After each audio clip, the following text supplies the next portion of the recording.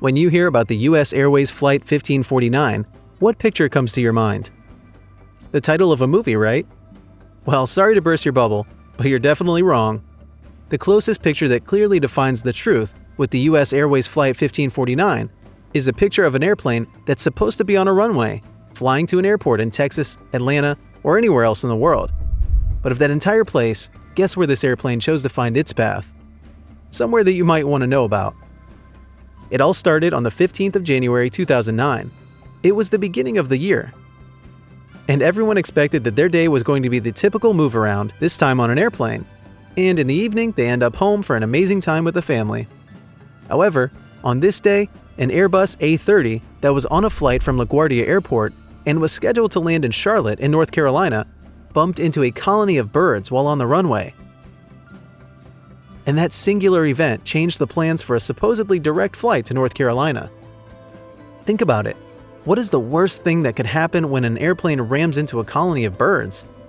I'm sure you have a picture of a group of windy birds in mind, but when compared to the gigantic size of an Airbus, do you think they stand a chance?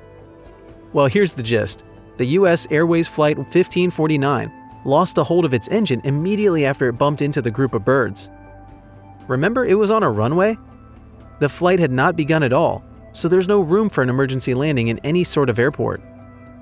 The reality that faced all over 150 passengers of the airplane was that they found themselves in the deep part of the Hudson River in Manhattan. Terrified by the chain of events that befell them on that day, this began the chain of events that wraps us around the US Airways Flight 1549. Curious to find out about all there is to that flight? Well, our video today should show you all you need to know. The takeoff.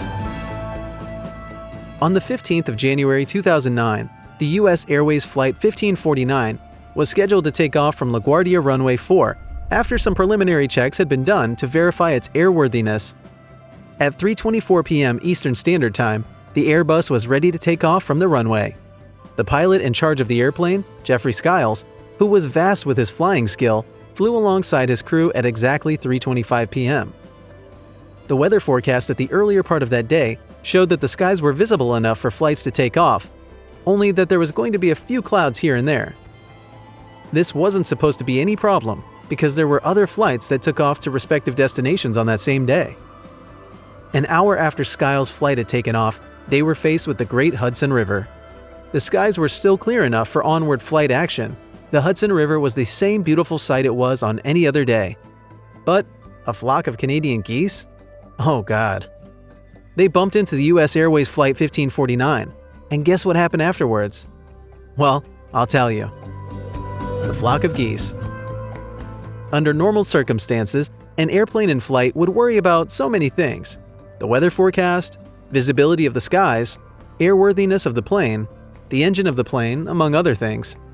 But never would any experienced pilot have imagined that there would be anything like a flock of Canadian geese bumping into the airway.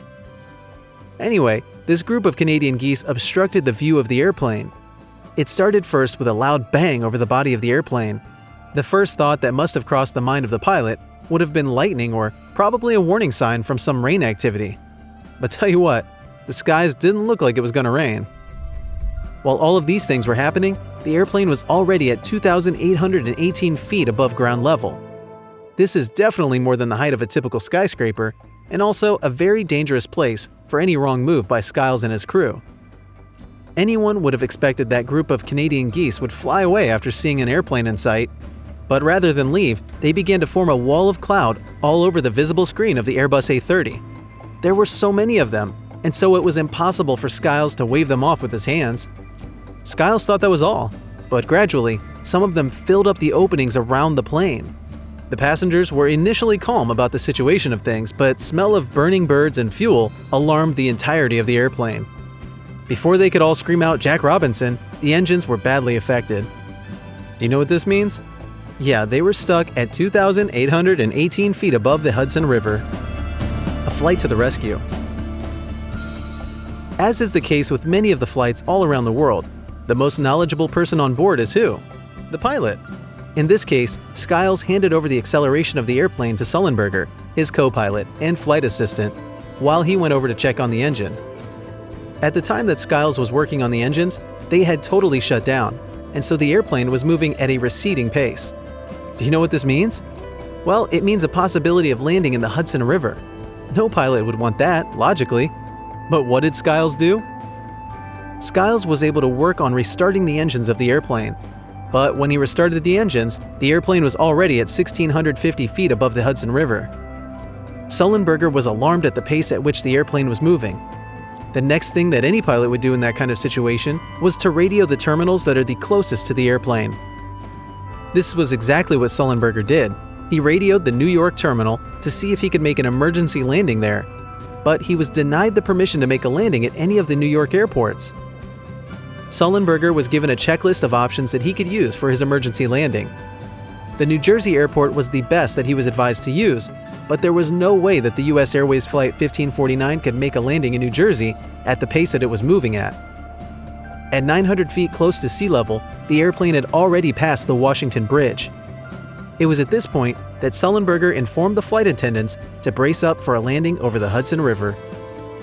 We all know that the passengers must have been frantic, but at this point, there was little to be done.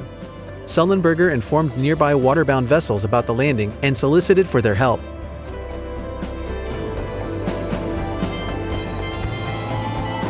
This might not sound like a fact, but reports had it that the airplane landed at a single bounce. In case you're wondering what this means, it means that the Airbus A30 landed like any normal airplane would. You might be wondering if the passengers were safe. Yes, they were. The flight attendants ensured that they made use of the numerous emergency exits. But there was a problem. Part of the Hudson River where the airplane had landed was very close to the Intrepid Sea. You know what this means? It means that at the pace at which the tide of the Hudson River moved, if it led the airplane into the Intrepid Sea, there could be a lot of casualties. Well, a few moments later, rescue vessels from all around New York came around to save the lives of the passengers on board. Although a lot of people were injured, some suffered eye-damaging problems because of the fuel, but nobody died during the crash into the Hudson River.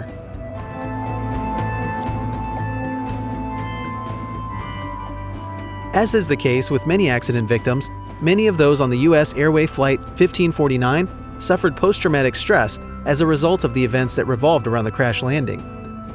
The airplane was moved to a pier, which was in Lower Manhattan, for further investigations as regards to the events that revolve around the crash landing of the Airbus. While this might seem like an event in the past, many of the victims of that day, although heavily compensated, would never be able to forget what had happened on that fateful day.